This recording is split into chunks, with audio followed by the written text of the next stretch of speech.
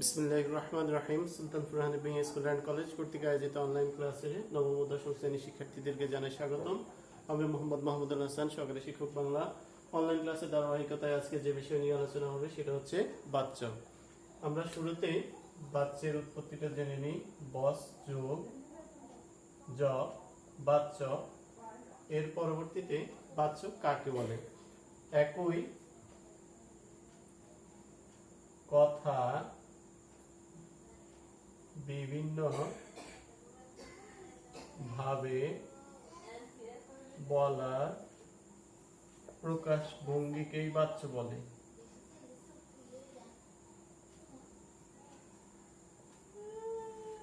একই কথা বিভিন্নভাবে বলার প্রকাশ ভঙ্গিকেই বাচ্চ বলে।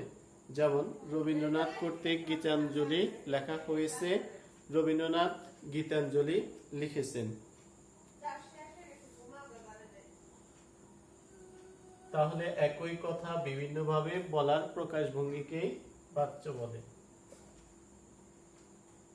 বাচ্চ তিন প্রকার। বাচ্চ তিন প্রকার। বাচ্চ হলো তিন প্রকার। একটা হচ্ছে কর্তৃবাচ্য, দুই কর্মবাচ্য, তিন ভাববাচ্য। এছাড়া আরো একটা প্রকার আছে, সেটা হচ্ছে কর্ম কর্তৃবাচ্য। তাহলে বাচ্চ হচ্ছে তিন প্রকার: কর্তৃবাচ্য, কর্মবাচ্য, ভাববাচ্য। এছাড়া আরেকটা প্রকার আছে কর্মকর্তৃ বাচ্য। কর্তৃবাচ্য যে বাক্যে কর্তায় প্রধান এবং ক্রিয়া কর্তা অনুযায়ী হয় সেটাই হচ্ছে কর্তৃবাচ্য। কর্তৃবাচ্য, কর্মবাচ্য, ভাববাচ্য। যে বাচ্চে কর্তার অর্থই প্রধান এবং ক্রিয়ার অর্থ কর্তা অনুযায়ী হয়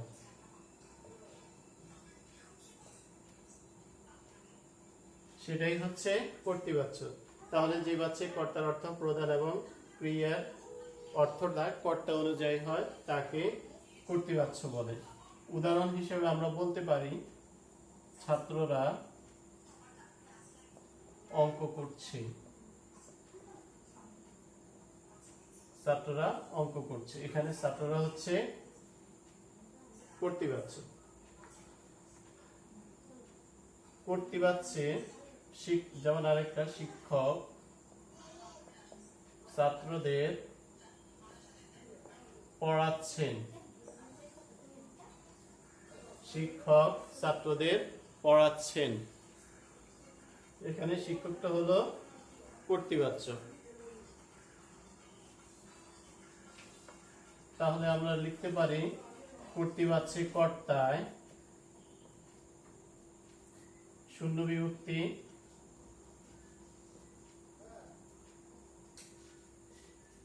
বিভক্তি হয় কর্মে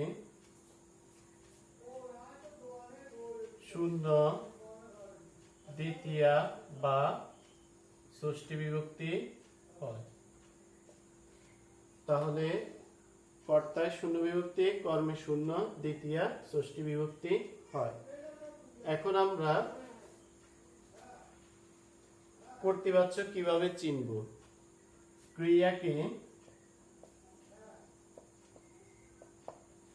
ক্রিয়াকে যদি আমরা কে বা কারা দ্বারা প্রশ্ন করি,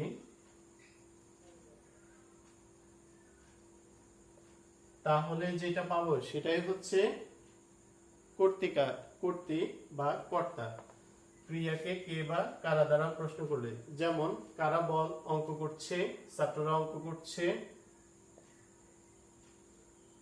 কে ছাত্রদের পড়াচ্ছেন, শিক্ষক ছাত্রদের পড়াচ্ছেন। তাহলে ক্রিয়াকে কে বা কারা দ্বারা প্রশ্ন করলে উত্তরে আমরা যাই পাবো সেটাই হচ্ছে কর্তৃ। এখন আমরা কর্তৃ এর প্রকারভেদে যাব।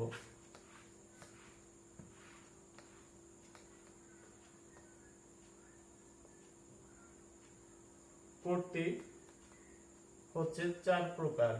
একটা হচ্ছে মুখ্য কর্তৃ বা কর্তা।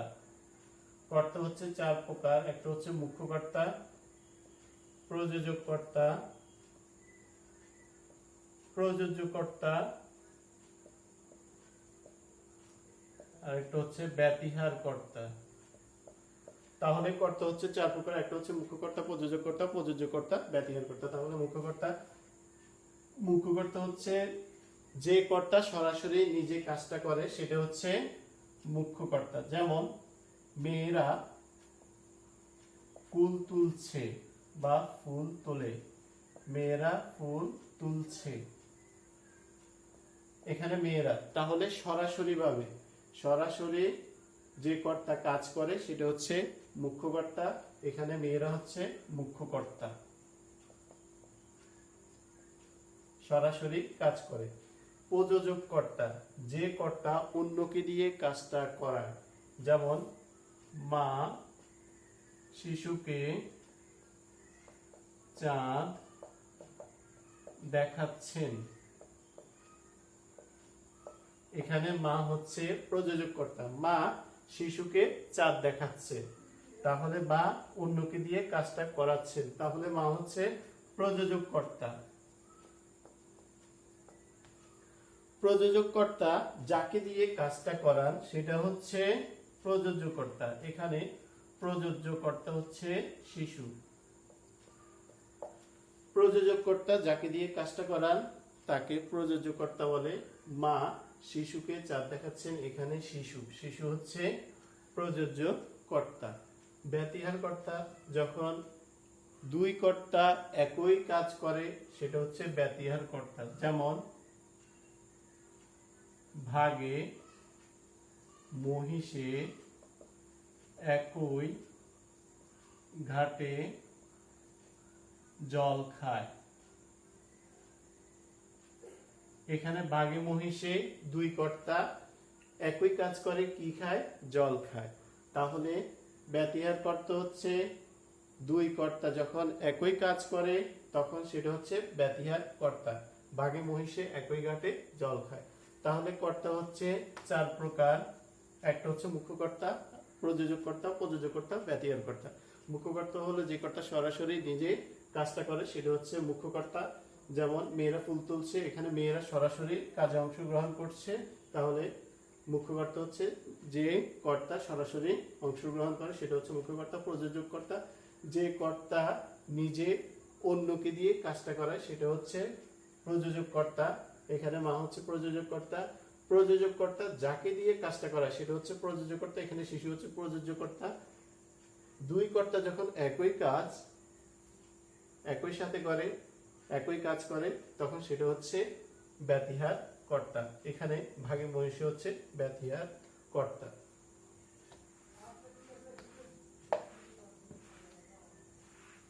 এরপর আমরা কর্মবাচ্য। কর্মবাচ্য হচ্ছে যে বাচ্চে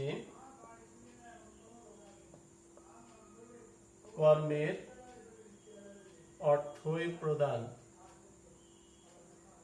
এবং ক্রিয়া কর্মানুযায়ী হয়। তাহলে যে বাচ্চে কর্মের অর্থই প্রদান এবং ক্রিয়া কর্মানুযায়ী হয় সেটাই হচ্ছে কর্মবাচ্য। তাহলে কর্মের অর্থটা প্রদান হবে, ক্রিয়াটা কর্ম অনুযায়ী হবে, সেটা হচ্ছে কর্মবাচ্য। যেমন শিকারী কর্তৃক ব্যাঘ্র বা ভাগ নিহত হয়েছে। শিকারী কর্তৃক ব্যাঘ্র নিহত হয়েছে, এখানে শিকারী এবং ব্যাঘ্র। আমরা এর আগে জেনেছি ক্রিয়াকে কে বা কারা দ্বারা প্রশ্ন করলে কে বা কারা দ্বারা প্রশ্ন করলে কর্তা, আর কি বা কাকে দ্বারা প্রশ্ন করলে কর্ম। তাহলে ক্রিয়াকে কে বা কারা দ্বারা প্রশ্ন করলে হচ্ছে কর্তা, আর ক্রিয়াকে কাকে দ্বারা কি বা কাকে দ্বারা প্রশ্ন করলে কর্ম।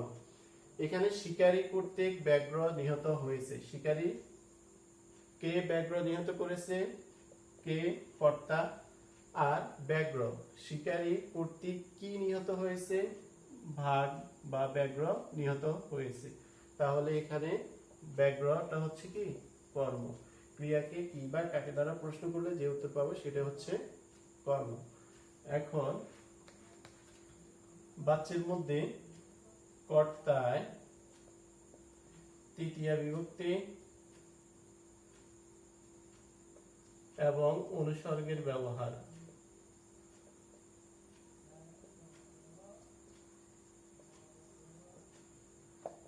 কর্মে শূন্য বিভক্তি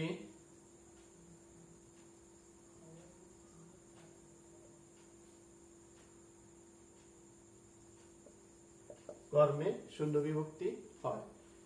এখন কর্মটা হচ্ছে দুই প্রকার, একটা হচ্ছে মুখ্য কর্ম আর একটা হচ্ছে গৌণ কর্ম। কর্ম দুই প্রকার, একটা হচ্ছে মুখ্য কর্ম, অন্যটা হচ্ছে গৌণ কর্ম। ক্রিয়াকে কি দ্বারা প্রশ্ন করলে যেটা হবে সেটা হচ্ছে মুখ্য কর্ম, আর ক্রিয়াকে কাকে দ্বারা প্রশ্ন করলে যে উত্তর হবে সেটা হচ্ছে গৌণ কর্ম।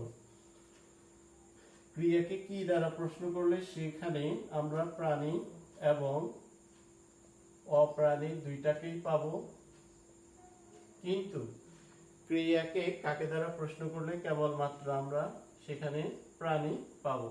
তাহলে প্রাণী এবং অপ্রাণী দুইটা হচ্ছে মুখ্য কর্তা কি দ্বারা প্রশ্নে, এবং কাকে দ্বারা প্রশ্নে কেবলমাত্র আমরা কি পাবো?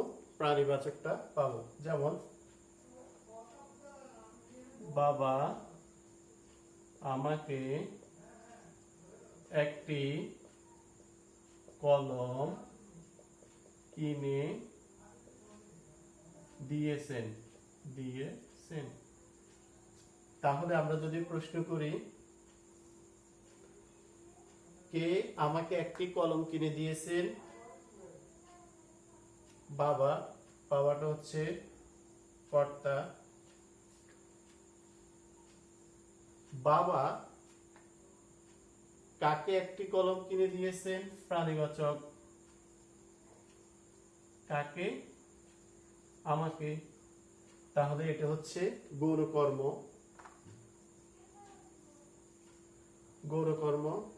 একটি কলম কিনে দিয়েছেন, কলম। একটি কি কিনে দিয়েছেন? কলম। তাহলে বাবা আমাকে একটি কি কিনে দিয়েছেন? কলম কিনে দিয়েছেন। এটা হচ্ছে মুখ্য কর্ম। এরপর বাবা আমাকে একটি কলম কিনে দিয়েছেন, এর জায়গায় যদি কলমের জায়গায় আমরা হাঁস লিখি, তাহলে বাবা আমাকে একটি হাঁস কিনে দিয়েছেন। কি কিনে দিয়েছেন? হাঁস। হাঁসটা হচ্ছে প্রাণীবাচক।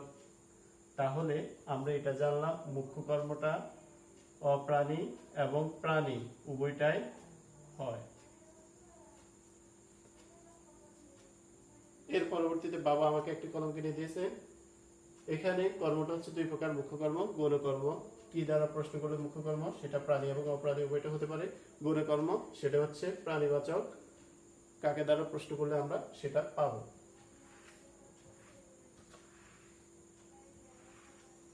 এর পরবর্তীতে আমরা ভাববাচ্যে যাব। ভাববাচ্য যে বাচ্চে কর্মপদ থাকে না। যে বাচ্চে কর্মপদ থাকে না এবং ক্রিয়ার অর্থই প্রদান হয়, তাকে ভাববাচ্য বলে। যে বাচ্চে কর্মপদ থাকে না এবং ক্রিয়ার অর্থই প্রদান হয় তাকে ভাববাচ্য বলে। যেমন আমার খাওয়া হলো না, আমার খাওয়া হলো না। তাহলে আমরা এখানে প্রথমে আগে লিখতে পারি ভাববাচ্যে কর্মপদ থাকে না, ভাববাচ্যে নাম পুরুষ ব্যবহৃত হয়।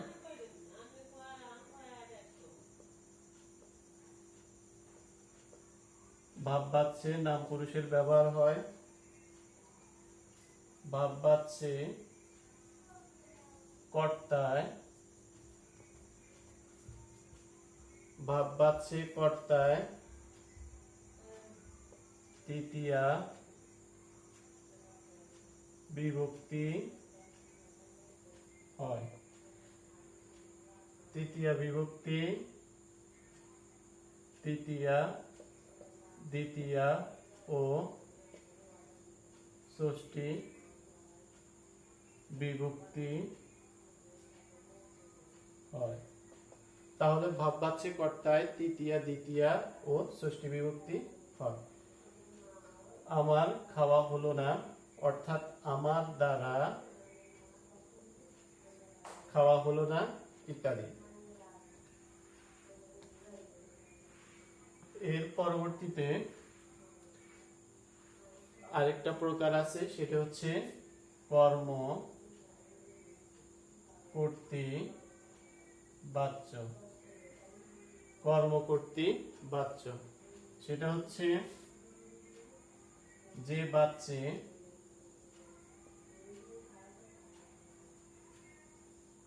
কর্মপদ